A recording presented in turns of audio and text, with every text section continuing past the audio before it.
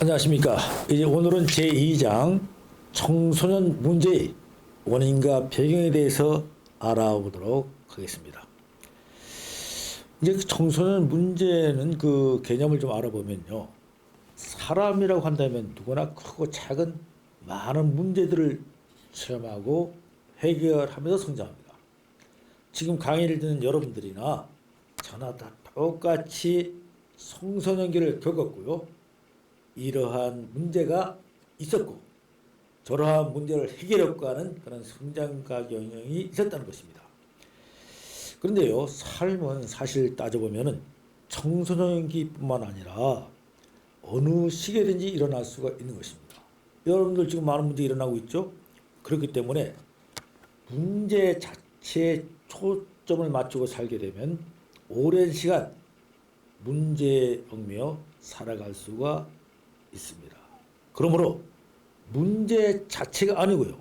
개인에게 당면한 문제를 해결하는 방식에 초점을 맞춰 나가는 것이 옳은 일일 것입니다.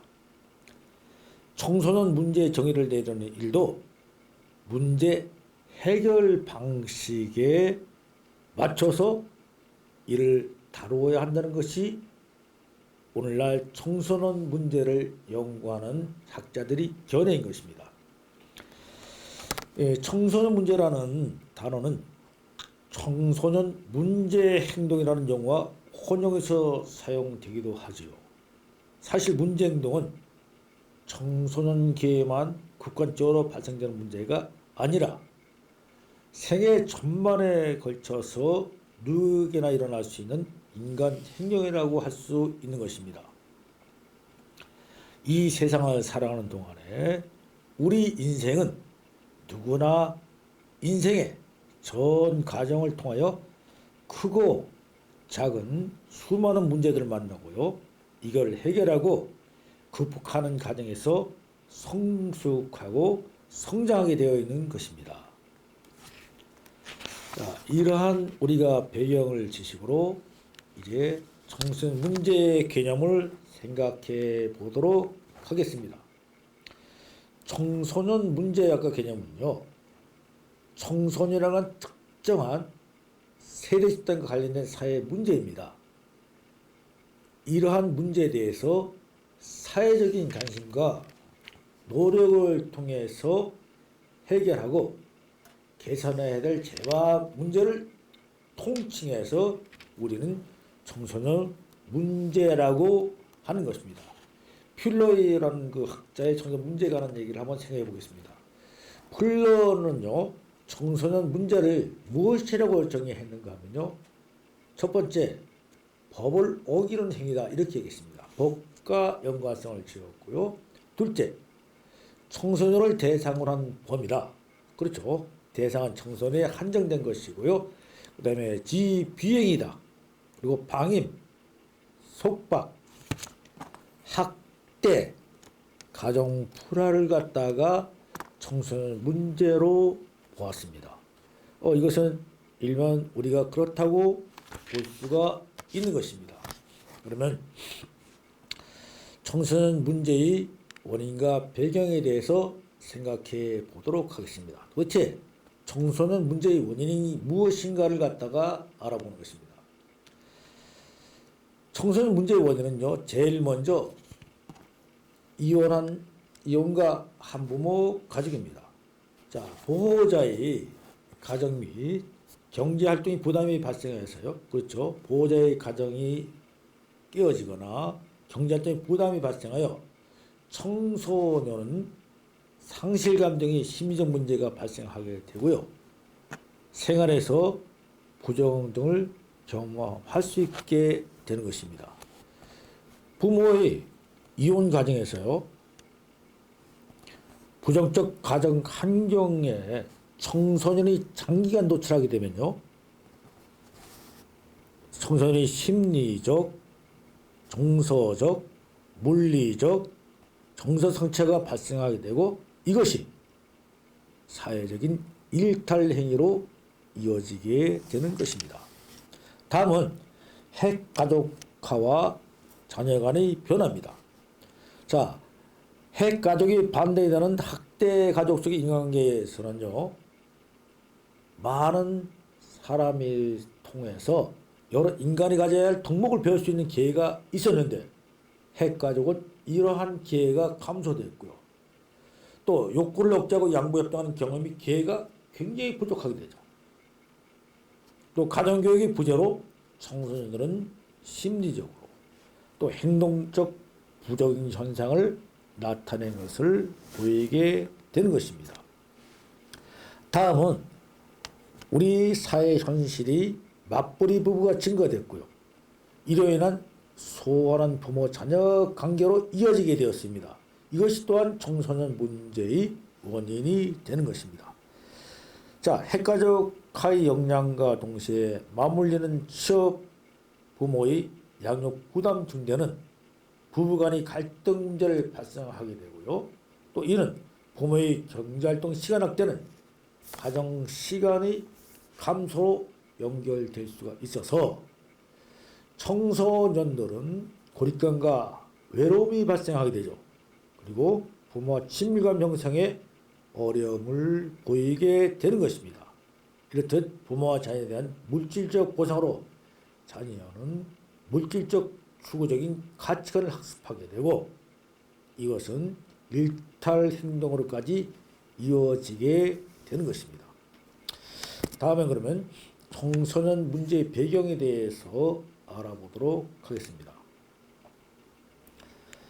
자, 청소년 문제의 배경은 제일 먼저 청소년의 내적 문제가 있습니다. 이 내적 문제라고 하는 것은 청소년의 내적 문제 관련해서 청소년이 무력감, 우울증, 소외감 등 정신적인 문제, 청소년이 음주, 영양, 체격, 체력, 식습관 등 건강 관련 문제가 특히 많이 제기되는 것입니다. 그래서요, 이때는 자살 문제까지 이어질 수가 있기 때문에 굉장히 내적 문제는 어려움에 처하게 될 수가 있는 것입니다. 다음은 청소년에 대한 일탈 행동입니다. 자, 우선 청소년에 대한 일탈 행동은요, 살인과 폭력 등의 범죄 행위로부터 가출과 10대 매매춘, 원조교제 및 폭주 행위에 이르는 수준이 사회적 일탈이 지속적으로 나타났죠. 그리고 요즘 우리 청소년들 보면 머리에 염색하죠. 뭐 빨갛게 하고 노랗게 하고 또 귀도 뚫고요. 또 오빠 부대가 이제 동원되기도 하고요. 스타 열병, 마니아 팬 현상 등과 같이 문화적 일탈 행동도 또는 행위도 사회 문제로 논의되고 있습니다. 특히 머리 염색 문제는 학생이 두발 자유화와 요구운동으로 확대 전개되면서 요즘도 논란이 지속되고 있는 것 중에 하나가 됩니다. 자, 여기에는 일탈행동에는요, 청소년 범죄 사회적 일탈행동, 청소년 컴퓨터 활용과 사이버 일탈이 있는데 이를 좀 하나하나 알아보도록 하겠습니다. 청소년 문제에 속하는 살인, 강도 등이 청소년 문제 사례는 지속적으로 사회 문제화되고 있습니다. 자, 여러분 매스컴을 통해서 들었듯이 12살 소년이 5살 배기를 살해했다든가 청소년의 음주를 꾸짖자 폭행 후 생매장한 20대 둘이 있었죠. 또 죽음을 폭력 생일 파티, 가출 소년 2명이 앵벌이시켜 여아를 유기했던 것, 고교생이 도박 자금 마련해서 택시 강도, 고교생 교내 흉기 살인 등 또 뿐만 아니죠. 하극생과 시비극 가슴질 등의 제목으로 언론에 보도됨으로써 청소년의 사회 문제가 심각한 수준에 이르렀다고 걱정들을 하고 있습니다. 둘째는요, 사회적 문제와 배행 청소년을 논의할 때 가장 심각하게 서도 방법이한 주제가 청소년 폭력입니다. 최근 학생 범죄 유형별 분포의 폭력 범죄가 약 36.4%로 가장 많게 나타나고 있습니다. 이러한 폭력 문제가 이제 청소년 비행 문제로 크게 대두되겠고요. 셋째는 청소년 폭력과 관련해 또 하나 대두될 문제는 청소년 집단 따돌림 형사입니다. 집단 따돌림이라고 하는 것은 학교 학생들 간에 일어나는 일로 여러 명 또는 우월한 위치에 있는 한 명이 학생이 약한 입장에 있는 학생을 지속적으로 고립시키고 괴롭히는 것을 말하죠. 이러한 문제가 또 대두되고 있고요. 다음은 사회적 일탈 행동에 대해서 알아보겠습니다. 청소년의 가출이 공식적 지표보다 훨씬 많은 것으로 추정되고 있습니다.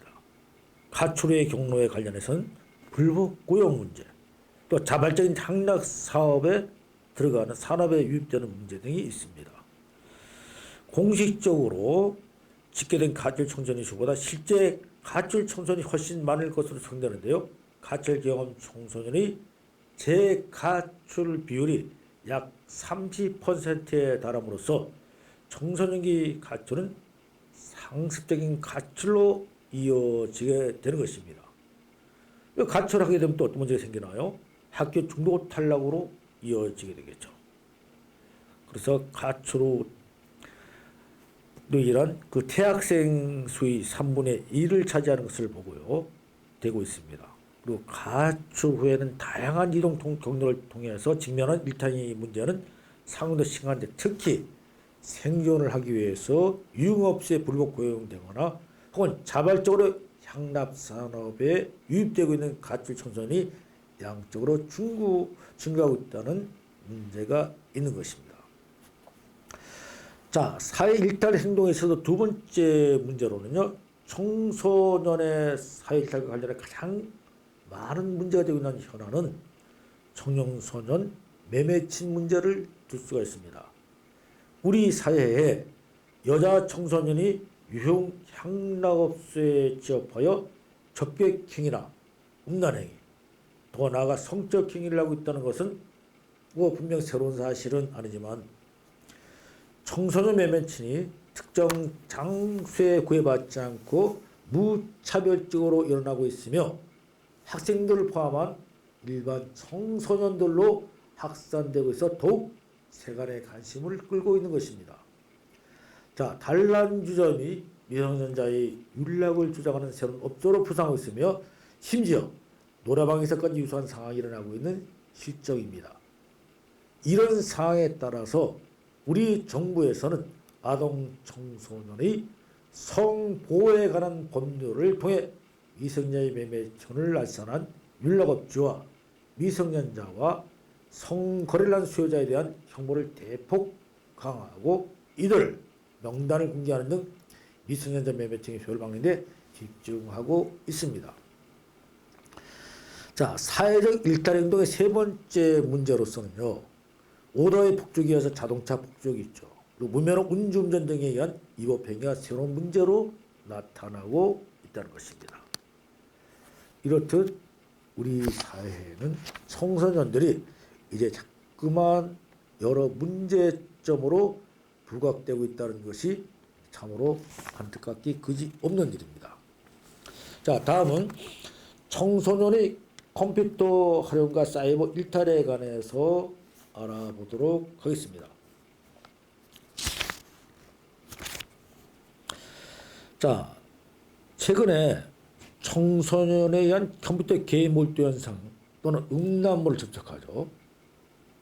그 다음에 해킹과 바이러스 유포 등 청소년에 의한 컴퓨터 관련 일탈 행동 범죄가 크게 사회 문제가 되면서 청소년 관련 현안으로 새롭게 논의될 뿐 아니라 주목받고 있습니다.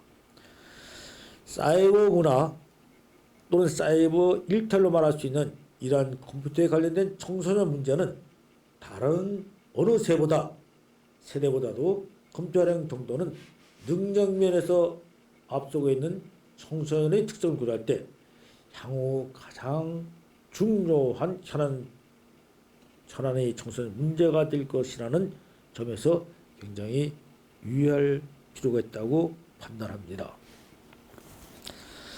자, 둘째는요. 사이버 일단 해킹이나 바이러스 유포 등은 범죄 행위죠, 이것은. 그리고 음란물 유포, 인신 공격 등의 일탈 행위 및 컴퓨터 중독을 유발할 수 있는 인터넷 몰입 등과 같이 일탈 현상에 가까운 매우 강무미한 범죄로 나타나는 특성을 갖습니다. 현실 생활에서 일어나는 많은 형태의 일탈 행위가 가상 공간에서 모두 나타날 수 있다는 겁니다. 가상 공간의 매개체적 특성에 의해서 문제 형태와 수준을 더욱 복잡하고 새롭게 나타나고 있는 현실입니다. 셋째 그 문제로서는요, 사이버 일탈과 관련하여서 우리가 주목해야 할 것은 청소년의 사이버 범죄의 가담자로서만이 아니냐, 많은 경우 청소년이 피해가 되는 경우도 빈발이 있다는 것입니다. 사이버 성폭력, 사이버 스토킹, 인터넷 매매춘, 인터넷 도박 등은 청소년이 피해자로 될 수 있는 사이버 범죄에 대한 대표적인 유형이 되고 있는 것입니다. 현실 공간에서 성공적 행위와는 달리 정보 통신 수단을 이용하여 다수 또는 특정인을 성적으로 괴롭히는 행위가 사이버 성폭력이며, 가해자나 인터넷을 이용하여 타인의 신상 정보를 공개하고 거짓 메시지를 남겨서 이들을 괴롭히는 인터넷 스토커 범죄가 이러한 사이버 성폭력의 대표적인 유형이 되는 것입니다. 자, 청소년의 안전사고, 청소년 가출, 약물오용, 남용, 자살 등의 범죄 행위와 문제 행동, 청소년 실업과 아르바이트 등에 따른 문제, 집단 따돌림, 학교폭력, 학교 붕괴 현상 등과 관련한 현안 음주, 영양, 체격, 식습관 등을 청소년의 건강 문제, 머리 염색, 오빠 부대, 스타일, 열병 같은 생활 문화적 차원의 문제, 청소년에 의한 부모와 교사에 대한 폭력, 차별고사 신고, 청소년 폭주족, 청소년 접대부고용, 10대 매매춘 문제, 청소년 연령과 인권 문제 등이 청소년들이 고민하고 경험한 문제행동 시의 대표적인 청소년 관련 사회 이슈로 사회 문제가 되었다는 것입니다. 자, 다음은 이제 사회 변동과 사회 청소년 문제에 대해서 알아보겠습니다. 청소년 문제는 청소년 피해뿐만 아니라 청소년 자신들이 느끼는 고민이나 문제를 포함하여 논의해야 하나, 문제를 규정하는 주체들이 역학관계 때문에 실제 논의는 성인들이 관점에 의해서 주되고 있습니다. 자, 여러분, 한 사회가 사회 발전 과정에서 어떤 단계에 있느냐, 또는 다른 사회에 비해서 얼마나 산업화되느냐에 따라서 다른데요. 성인들은, 소년을 요즘 보면 요즘 아이들은 버릇이 없어 라고 못마땅한 눈초리를 보내는 것이 사실입니다. 이것은 인류 역사에 계속된 것으로 보이지만 청소년기 또한 청소년 문제가 사회 구성원들이 관심을 크게 끌게 된 것은 산업사회에 들어선 이유라고 볼 수 있습니다. 다음은 가정과 청소년 문제입니다. 가정은 인간의 출생을 가장 처음으로 접하는 타인 또는 집단의 소위 최초 그리고 가장 중요한 사회가 진행되는 1차 사회화 담당 기관입니다. 한 인간의 언어, 성품, 지능, 건강, 정서, 도덕성, 사회성 등 일정의 기본 구조가 바로 가정을 통해서 형성되고 있습니다. 청소년 문제에 있어서는 가정은 일차적인 연관성과 책임을 갖게 되고요. 그러므로 흔히 문제 청소년 뒤에는 누가? 문제 부모가, 그리고 문제의 가정이 있다고 말해지고 있는 것입니다. 다음은 학교와 청소년 문제에 관해서 알아보도록 하겠습니다. 이제 현대 사회에 들어서서 사회와 가정에서 가정의 역할은 감소된 반면에 학교와 대중매체 등 다른 사회 제도 및 기관의 역할은 확실하게 증대되었습니다. 특히 학교는 가정의 복음과는 아주 중요한 역할을 담당하고 있습니다.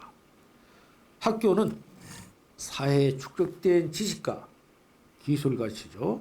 그리고 사회 존속과 유지에 불가결한 가치와 규범을 갖다가 전수해 주는 것입니다.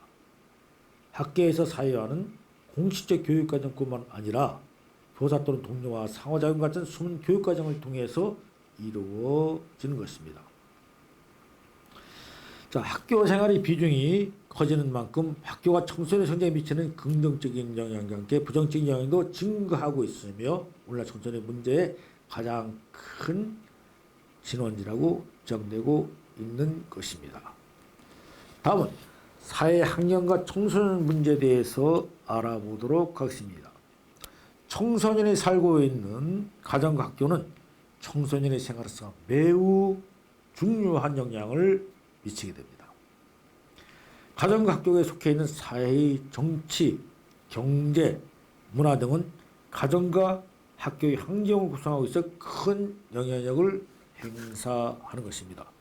예를 들어서요, 20세기 후반기의 독재적 정치 상황에서는 가정과 학교에서도 권위주기적이고 중앙집권적인 체제가 당연하고 보편적인 것으로 여겼습니다. 또한 사회 전반에 팽배했던 군사 문화는 가정과 학교 입장에서도 획일적이고 경직된 사고 방식이 운영이 보편화되는 결과를 초래하였던 것입니다. 우리나라에서는요, 청소년 담당 부서가 별도로 설립된 것은 1980년대 후반입니다. 이것은 먹고 사는 문제가 어느 정도 해결되어야 되는데 이것이 안 됐기 때문에 이 문제가 시급했었습니다. 이런 시기에는 청소년 문제에 관해서 국가가 정책적인 관심을 가질 여유가 전혀 없었습니다. 그러나 전체 사회의 특성과 대해서 오늘날 자본주의 사회는 청소년의 삶에 가장 큰 영향을 미치는 부분을 경제적인 측면이라고 볼 수 있으며 이제 나아가 서서히 문화적인 측면으로 이동되고 있는 것이 현재의 상황입니다. 여러분들 대단히 수고 많았고요. 이제 오늘 교육은 여기서 종료하고 다음 주에는 청소년의 문제 행동의 이론에 관해서 여러분들과 같이 공부하도록 하겠습니다. 자, 처음 말씀드린 대로 여러분 더 건강한 모습으로 다음 주에 뵙도록 하겠습니다. 감사합니다.